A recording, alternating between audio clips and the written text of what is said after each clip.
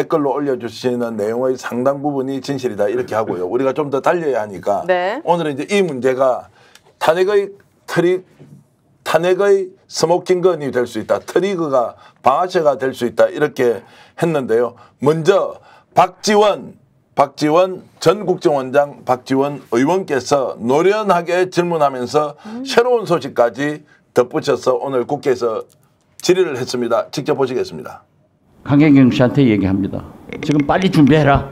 내가 보고해야 된다. 이렇게 하면서 또 서울에 가면서는 돈 받아오니까 빨리 준비해라. 또 다른 제보자에 의하면은 이번에 서울 가면은 10억 받아온다, 20억 받아온다 했는데 결국 3억 6천만 원도 못 받은 거예요. 그 3억 6천만 원 여론조사 경비 대가 못 받은 대신에 김영선 전 의원이 창원 해창구의 보궐선거 공천으로 돌아왔습니다. 그렇다면 이것은 정치자금법 위반이 아닌가요? 아까 오전에도 비슷한 질의에 대해서 제가 답변 드린 적이 있는 것 같습니다만은 뭐 그 부분에 대해서 전체적인 사실 맥락을 좀 봐야지 제가 거기에 대해서 판단할 수 있을 것 같습니다. 예. 여론조사를 26번 해주고 3억 6천만 원을 받아야 되는데 받지 못했단 말이에요. 그리고 그 대가로 김영선 전 의원이 창원을 해서 공천을 받으면은 그건 선거법도 위반되지만은 정치자금법 위반 아니냐 이거예요. 말씀하신 사실 그대로라면은 이제 굉장히 부적절한 행위일 것 같습니다만은 말씀드린 것처럼 이제 그러니까 자, 지금 이제 박지원 의원이 이야기했던 건 어제 인터뷰 내용에서는 뭐 3억 6천까지 나왔는데 박지원 의원이 다른 제보 또는 취재를 해보니까 명태균이 10억이다, 20억이다 당당하게 받아올 것처럼 했는데 3억 6천도 못 받았다. 이제 이 내용은 김갑 선생님 어떻게 해석해야 되겠습니까? 아유, 능히 추정이 가능하죠. 지금 명태균 씨가 몇 년 전에 그 사기 사건이 있었잖아요. 변호사법 위반이라는 게 사기친 거예요. 내가 유력한 사람 아는데 너 출마하면 도와줄게 해서 돈 받아먹고는 알고 봤더니 아는 관계도 아니었던 이런 언행으로 자기 힘을 행사하는 사람이 진짜로 대통령 후보자와 왕래를 했고 그 집에 가서 술도 마시고 놀았단 말이에요. 이건 뭐 그냥 말 그대로 그게 자금원이 되는 거죠. 그래서 이렇게 녹취 계속 들려줬다는 건데 지금 전파된 얘기에 의하면 박지원 의원이 얘기한 게 그거잖아요. 강혜경 씨 증언대로 3억 6천 정확히 수치에 정리된 대로 받아온다는 게 아니라 주위에다가 내가 10억 받을까 20억 받을까 큰 소리 빵빵 쳤다는 거 아니에요. 뭐 정황 조건으로 봐서 이분은 어떤 소리라도 했겠죠. 네.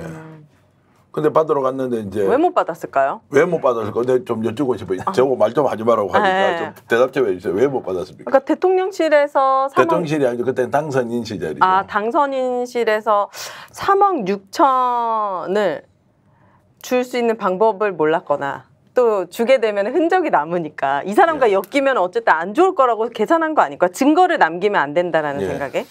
아니 여론조사에 대해서 사전 신고가 되지 않게 되면 그건 불법적인 여론조사를 진행한 게 되는 것이고 제 대체로 보면 대부분 다 이게 불법 여론조사를 한 거잖아요. 따지고 보면.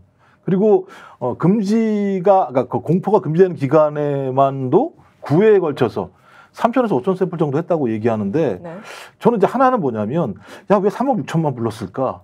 제가 볼 땐 이 지금 여론조사 한 거 보면은 80여 회가 넘었다고 얘기하는데 1년 동안 진행한 거거든요. 따지고 보면. 저는 이 비용으로 안 되는 비용인데 아마 최소 정사만 한 것 같고요. 대체적으로 대부분 여론조사는 신고가 안 된 여론조사였을 거예요.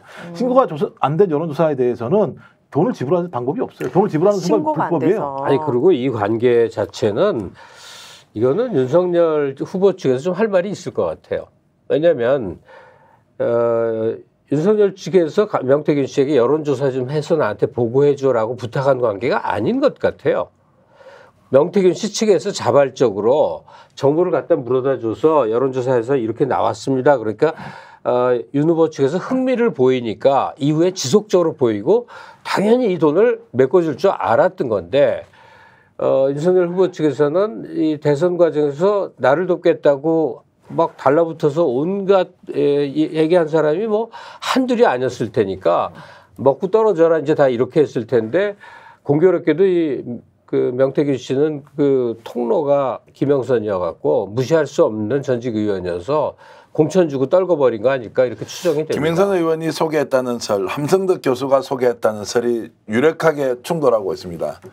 자, 지금 강희경 씨는 뭐 김영선 의원이 소개해서 윤석열 대통령을 만났다. 제가 취재해 보니까 김영선 의원이 함성덕을 소개해주고 함성덕 교수가 김건희 여사 부부를 이제 소개했다 이제 이렇게 나오는데 어쨌든 그 돈을 받아오지 못했고 10억이냐 20억이냐 다 받아올 것처럼 하고 이제 서울로 갔는데 이제 실패하고 말았던 거죠.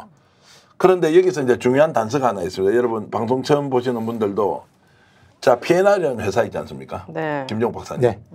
거기서 26회에 걸쳐서 여론조사를 했으면 네. 그 여론조사 데이터가 남아있을 거 아닙니까? 그렇죠. 이 사람들이 계속 자금을 요청하고 청구를 아직도 명태균으로부터 돈을 못 받았거든요. 아, P&R에서요. P&R에서.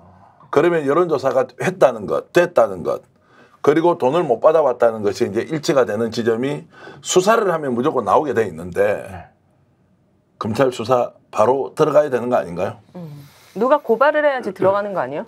고발이고 뭐 아무 인지 수사도 충분히 할 수 있죠. 네, 이 정도 그렇죠. 나와서 불법적인 선거 여론조사가 이루어졌고 돈을 못 받아서 거기에 대한 대가를 이것이 됐다 이러면 압수수색하고 뭐 휴대폰 하면 금방 나오죠. 그리고 이제 김갑수 선생님 말씀대로 그 명태균 씨가 알아서 했다고 하더라도 반복적으로 보고가 됐다고 하면 불법적인 여론조사가 진행되고 있다는 걸 인지한 거거든요. 인지한 걸 방임했기 때문에 이건 다 걸릴 수밖에 없는 상황인 거죠. 좀 그렇다면 말씀하신 것처럼 이건 뭐 이미 검찰에서 수사를 진행하고 있는 내용도 있잖아요. 네. 이 정치자금 문제 관련해서 좀 그렇다면 당연히 검찰이 해야 되겠습니다만 지금까지 한 관행을 보십시오. 김건희 씨한테 황제조사한 검찰이 이분과 관련해서 강제수사를 통해서 지금 강제수사가 진행됐다고 얘기합니다만 핸드폰 지금 6개 가족에서 지금 넘어갔다는 내용들이잖아요. 저는 거기에 있는 내용 자체가 핵심적인 내용이 들어있지 않을 거라 생각이 들어요. 그런데 명태균 씨가 이렇게 얘기하는 거 보면 명태균 씨는 별도로 이 자료를 가지고 있을 거라고 보이기 때문에 네. 그렇다면 검찰이 이 정도의 상황이면 본인들이 계속 이렇게 특수한 수사를 많이 했다면 명태균 씨의 주변을 다 압박을 해서라도 소위 숨겨져 있는 핸드폰에 대한 데이터들을 확보하는 조사를 해야 되는데 저는 그때 9시간 후에 돌려주고 난 다음에 그 이후에 뭘 했다라는 얘기를 들어본 바가 없어요. 주진우 기자가 취재를 해서 직접 들은 바에 의하면 핸드폰이 4개가 있었고 그 4개를 이미 포렌식을 다 맞춰서 어딘가에 은닉해놨다. 이게 제가 들은 얘기인데요. 지금 우리가 2년 반 동안 경험을 했지만 이 검찰이 나서서 진실을 밝혀줄 거다. 상상도 못하게 됩니다. 네. 대신 시민사회에서 우리가 의지를 다질 건 분명히 있죠. 그동안 보니까 윤석열 씨의 그 행태는 대통령이 되고서부터가 아니라 그 이전부터 계속 거슬러 가서 검사라는 공직 수행 자체의 전 과정이 범죄 행각이었구나.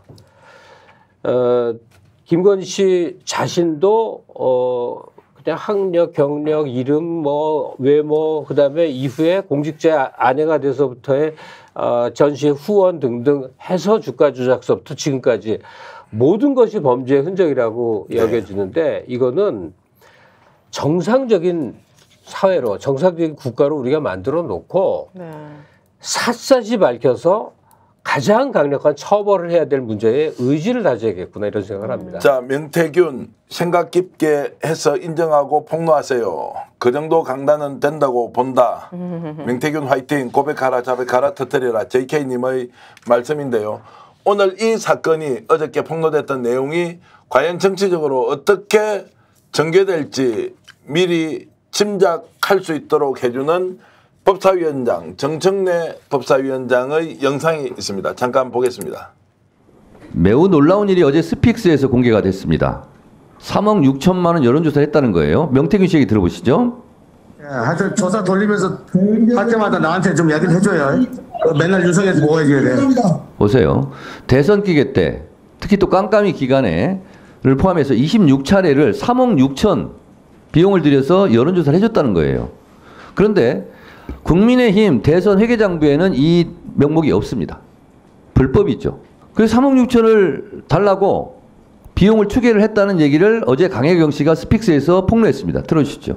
돈 받아올게 해서 끝날 시점에 3월 거의 한 20일경에 그 내역서를 만든 거를 가지고 서울로 올라가셨어요. 네. 돈 받아올게 하고. 명태균 씨가? 네. 자, 그 내역서의 금액이 얼마였습니다? 3억 6천 정도 됩니다. 3억 6천 정도 되는 대선 기간에 윤석열 대통령을 위해서 여론조사했는데 비공개 여론조사 3천 쟁표를 자 26회 정도 조사를 한 걸로 제 취재에서는 네. 나왔고요. 그 돈이 한 3억 6천 정도 되니까 받으러 가겠다라고 해서 청구서를 만들어 달라고 했다는 거죠. 네, 네. 그 청구서 만들어 드렸죠. 그 주려고 한다라고 예. 했었고, 네, 이제 받아올게 해서 청구서를 만들어서. 돈을 받아왔습니까? 못 받아왔습니까? 못 받아왔습니다. 연락도 없었고 갑자기 이제 의창구에 보궐선거가 생기니 의창구로 가야 된다. 부랴부랴 선거 준비도 안 된 상태에서 의창구로 저희가 투입이 돼서 선거 진행을 했고 선거를 치렀습니다.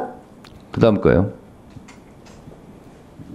현재 국민의힘의 책임 당원입니다. 국민의힘 이렇게 자꾸 나라 망치서는 안 되고요. 진실은 정말 진실 밝혀야 되고 권력에 있는 사람들 언제든지 약한 사람들 죽일 수도 있고 살릴 수도 있습니다. 꼭 진실 밝혀질 수 있도록 응원 많이 해주시고요. 당당하게 맞서 싸우겠습니다. 네, 1분간 더 넣으시죠. 자, 저는 사실로 보입니다. 이거 1시간 반 내가 제가 다 봤습니다. 근데 김영선 씨 회계 책임자 있고 미래한국연구소에서도 명태균 씨랑 같이 일했던 사람이에요. 세 사람이 지금 소송전을 벌이고 있습니다. 그래서 이분도 사기 횡령죄로 김영선 의원이 고소를 했대요. 그래서 자기도 어쩔 수 없이 지금 나와서 얘기를 하고 있는 겁니다. 저는 진실로 보여요. 처장님, 예. 만약에 이것이 검찰 수사를 통해서 법정에 오면 정치자금법 제32조, 정치자금법 제45조, 공직선거법 47조의 2, 공직선거법 237조 위반으로 저는 보입니다. 이거는 윤석열 대통령에 대한 명백한 탄핵 사유죠. 박근혜 대통령도 법률을 위배하고 헌법 수호 의지가 없다 하여 탄핵이 됐습니다. 저는 이것은 탄핵 사유라고 생각합니다. 처장님은 어떻게 생각하십니까? 말씀드리겠습니다. 아까 말씀하신 그 판결에 이제 직접 기소되지 않은 그런 사람들에 대해서는 그 부분에 대해서 독자적으로 다시 기소가 되었을 때 엄밀하게 판단이 이루어져야 되기 때문에 어떠한 이제 유무죄 예단도 가할 수 없다는 생각입니다. 그리고 말씀하신 것처럼 이제 아직 이제 그 수사가 이루어지고 있거나 혹은 이루어지기 전이거나 이런 부분에 대해서는 엄밀한 정보조사를 거친 다음에 저희 사법부에서 최종적인 판단을 내릴 수 있다 이런 말씀을 드릴 수 있겠습니다. 그야말로 강혜경 씨의 핵폭탄, 탄핵 폭탄이 터졌다고 생각합니다. 이것마저 검찰이 수사를 할지 안 할지 지켜보겠습니다.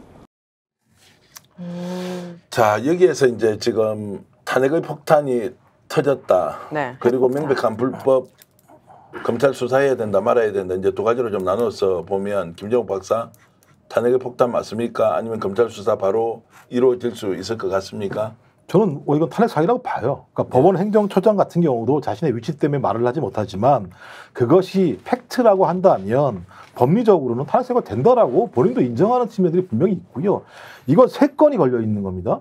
2022년 대선 과정에서 정치자금법 위반과 공직선거법 위반이 있는 거고요. 또 하나가 2022년도 6월 달에 있는 보궐선거에서 공천을 개입했다라는 문제가 있는 것이고요. 2024년도 마찬가지입니다만 공천에 김건희 씨가 개입하려고 했었는데 한동훈과 김건희 간의 세력 다툼 때문에 제가 힘이 없다는 얘기도 좀 그거라는 생각이 드는 거예요.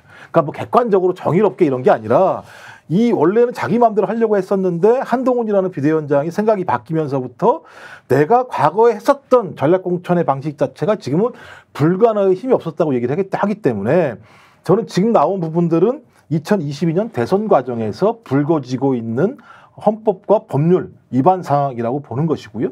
그다음에 우리가 맨 처음에 나왔던 얘기는 선거 공천 개입 문제인 것이고 이제 아마 뒤에도 나오겠습니다. 2024년 문제 같은 경우는 저는 이런 내용에 대해서는 분명히 명백히 헌법과 법률을 위반했지만 검찰은 저는 이거 손 안 댈 거라고 봐요. 오히려 제가 볼 때는 명태균에게 일방적으로 뒤에 엎어 쓰게 하거나 그다음에 강혜경 씨를 우리가 보호하지 못한다면 강혜경 씨에게 다양한 방식의 여러 가지 이 위법 사항들이나 주변을 탈탈 터는 방식을 통해서 압박을 가할 거라고 보고 프레임을 다른 데로 전환을 시키겠죠. 예를 들면 과거에 홍배화 사건 같은 것처럼 조중동이 다른 프레임을 씌워서 이 문제를 뒤죽박죽 만들어 버릴 수 있는 가능성이 높다. 전 그런 측면에서 이번 국정감사는 매우 중대한 어떤 계기가 될 거라고 생각합니다. 자, 그래서 이제 이게 불법적으로 여론조사를 했고 그리고 신고도 하지 않았다면 이게 이제 당선 무효에 해당한다. 어제 노영희 변호사도 그런 이야기를 했는데 네. 그런 정도까지 국민들이 반응을 하면 대통령실에서 답을 안 내놓을 수가 없잖아요. 오늘까지 아무 얘기가 없습니다. 이제 그 수법을 알게 된 것 같아요. 불리한 거 있으면 대응하는 게 아니라 그냥 덮고 그냥 지나가는 거예요. 네. 아주 불안해요. 대형 사건. 이 법사위나 혹은 국정감사를 통해서 터져 나오는 진실보다 더 크게 국민의 눈과 귀를 사로잡을 일을 계속 지금 모의하고 있지 않을까 이런 생각이 드는데요. 안 좋은 방식으로요. 매우 안 좋은 거겠죠. 그러니까 막 대단히 안 좋은 거겠죠. 의료 붕괴 막 이런 네, 근데 정청래 법사위원장이 지금 이건 탄핵입니다 이렇게 얘기를 하는데 우리는 이제 두 가지 각도에서 좀 봐야 될 것 같아요. 이런 때는 정치 지도자들이 그들의 결단과 결정이 굉장히 중요해집니다. 맞아요. 바로 이재명 대표나 조국 혁신당 대표 두 분이서 잘 상의한다면 이거는 탄핵을 추진해야 될 시점이 무르익었다라고 판단하는 그 시점이 있고 또 그게 이루어지는 과정 동안에 시민들이 거리에서 또는 온라인에서 또는 그 지지율 조사에서 여러 형태로 광범위하게 힘을 모아가는 때가 있고 그러니까 지금이 아니면 늦일이거든요. 지금으로부터 몇 개월 동안에 걸쳐서 이 무도한 정권이 저지른 일들을 낱낱이 밝혀내면서 탄핵 추진까지 몰아간다면 정말로 역사가 이루어질 수도 있는 것이고 네.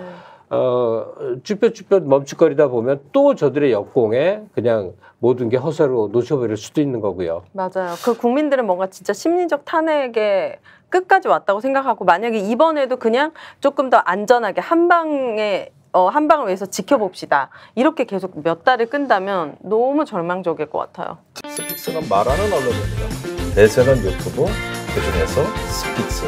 좋아요, 댓글, 구독, 알림 설정. 여러분이 저희를 사랑해 주시고 우리가 여러분을 사랑하는 4가지 방법입니다.